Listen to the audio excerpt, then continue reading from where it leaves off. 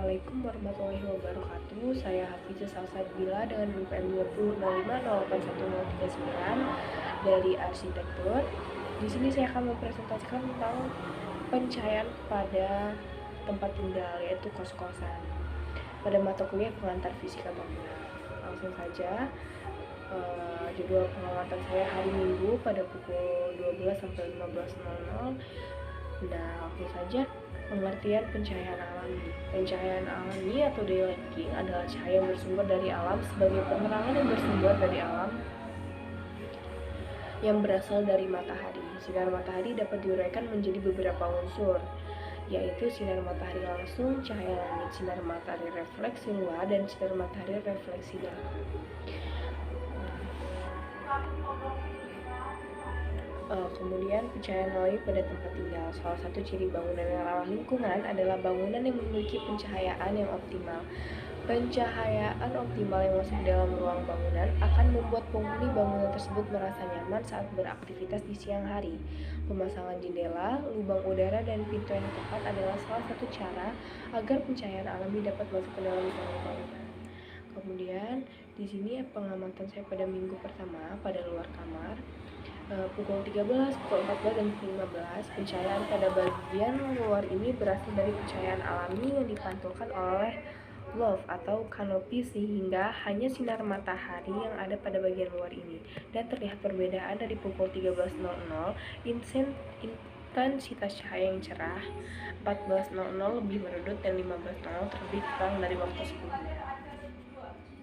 Next, bagian dalam kamar kosan pada pukul 13, pencahayaan pada kamar ini sudah optimal dan terlihat menyebar ke seluruh ruang. Pada pukul 14.00, intensitas cahaya yang masuk ke ruangan belum optimal, masih diperlukan cahaya buatan. Kemudian pada pukul 15.00, terlihat hanya sedikit perbedaan dari pukul sebelumnya. Cahaya masih belum optimal dan tidak menyebar ke seluruh ruangan. Next, pada minggu kedua, pukul 13.00, 14.00, dan 15.00, pencahayaan alami pada minggu kedua ini terlihat cukup optimal dan intensitas cahayanya cukup terang. Hanya terlihat sedikit perbedaan pada tiga waktu tersebut. Kemudian pada kamar tidur, pintu kamar ini tertutup. Cahaya yang masuk pada ruangan ini sudah cukup optimal dan sudah terlihat menyebar ke seluruh ruangan, sehingga untuk aktivitas di siang hari tidak lagi membutuhkan cahaya buatan. Kemudian pada minggu ketiga, pencahayaan alami pada teras kamar ini cahayanya sudah cukup optimal, hanya sedikit perbedaan pada kedua gambar. Intensitas cahaya pada pukul 14.00 sedikit lebih redup dari pukul sebelumnya, dan pada pukul 15.00 intensitas cahaya kembali lebih terang. Kemudian di bagian dalam kamar, cahaya yang masuk pada ruang ini tuh berasal dari jendela dan pintu. Cahaya sudah cukup optimal, tetapi penyebaran cahaya belum tersebar ke seluruh ruangan. Dan cahaya yang masuk pada ruang ini, intensitas cahaya pada pukul 14.00 dan 15.00 sudah lebih terang dari sebelumnya dan sudah cukup optimal, dan penyebaran cahaya pun sudah menyeluruh. Kemudian pada minggu keempat, pencahayaan alami pada teras kamar ini cahayanya sudah cukup optimal, hanya sedikit perbedaan pada kedua gambar.